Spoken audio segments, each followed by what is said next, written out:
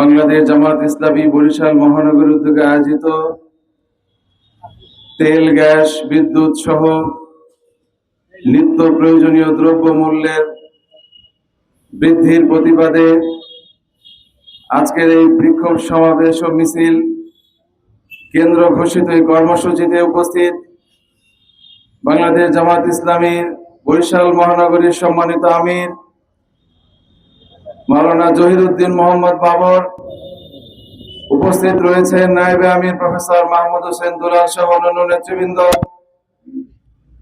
বরিশাল মহানগরীর বিভিন্ন পর্যায়ের নেতাকর্মীগণ, আইন শৃঙ্খলা রক্ষায় নিয়োজিত বাহিনীর সদস্যবৃন্দ, সংবাদ মাধ্যমের সম্মানিত কর্মীগণ সহ সম্মানিত নগরবাসী, আসসালামু আলাইকুম ওয়া রাহমাতুল্লাহি ওয়া বারাকাতুহু। আজকে এমন একটি বিষয় নিয়ে এমন প্রেক্ষাপটে আমরা এখানে দাঁড়িয়েছি, এই বিষয়টি বাংলাদেশের আজকে প্রত্যেকজন মানুষের মনের মধ্যে একটি আশঙ্কা, আতঙ্কের সৃষ্টি করেছে।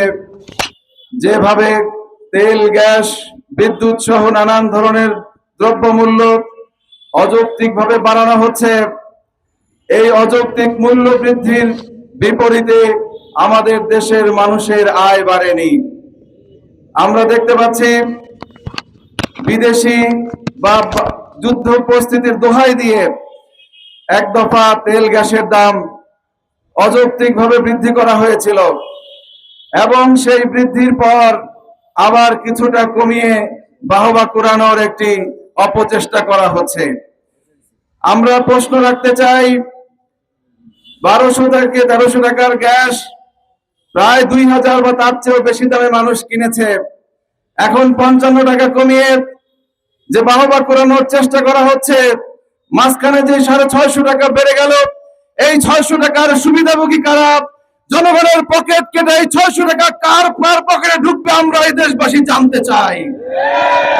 এইভাবে প্রত্যেকটি ক্ষেত্রে দেখা যায় হঠাৎ করে এই বিভিন্ন ছুতায় নাতায় বৃদ্ধি করার পরে 1 টাকা 2 টাকা কমিয়ে মানুষের পালস টেস্ট করার মধ্য দিয়ে এই সিন্ডিকেট পকেট ভারী করে লুটপাট করে এদেশের বিনিয়োগের পরিস্থিতি এবং এদেশের বাণিজ্যের পরিস্থিতিগুলোকে নষ্ট করে এদেশের অর্থনীতিকে ধ্বংস করাই তাদের মূল টার্গেট বলে আমরা মনে করি।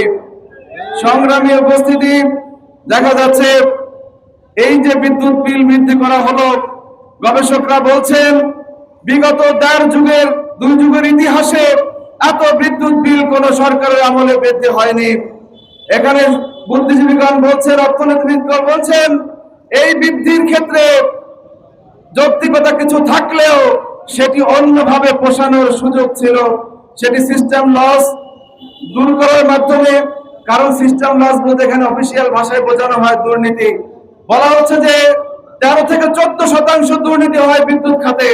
এই সিস্টেম লস বন্ধ করতে পারলে সেখান থেকে বিদ্যুতের উৎপাদন মূল্য কমানো সম্ভব ছিল, কিন্তু সেটি না করে এই রাঘব বোয়ালদের, এই দুর্নীতিবাজদের, লুটেরাদের সেই সকল সম্পদের টাকা জনগণের পকেট থেকে মূল্য বৃদ্ধির মধ্য দিয়ে উসুল করার চেষ্টা করছে সরকার।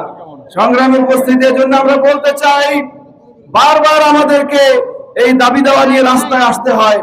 আমরা মনে করেছিলাম নির্বাচন পরবর্তী যে জনবান্ধব সরকার আসবে, সেই সরকার জনগণের মতামতকে প্রাধান্য দেবে, সুবিধাকে প্রাধান্য দেবে, কিন্তু আমরা দেখতে পাচ্ছি বিগত সময়ের ট্র্যাডিশন অনুযায়ী এদেশে এখনো লুটেরাদেরকেই, সিন্ডিকেটদেরকেই, তারপরে সেই ধরনের রাঘব বোয়ালদেরকে প্রশ্রয় দিয়ে এবং তাদের সুবিধা দিয়ে সবসময় নীতি প্রণয়ন করা হচ্ছে।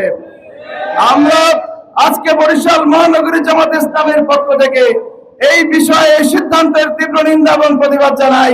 অবিলম্বে এই সিদ্ধান্ত প্রত্যাহার করে যৌক্তিকভাবে সিস্টেম লস বন্ধ করে এবং উৎপাদন কস্ট, তারপরে বিভিন্ন ধরনের যে সিস্টেম লস আছে সেগুলো বন্ধ করে বিদ্যুতের দাম সহনীয় পর্যায়ে আনতে হবে। এই দাবি পেশ করে আমি আমার বক্তব্য শেষ করছি। আল্লাহ হাফেজ। বাংলাদেশ জিন্দাবাদ। বাংলাদেশ জামাত ইসলামী জিন্দাবাদ।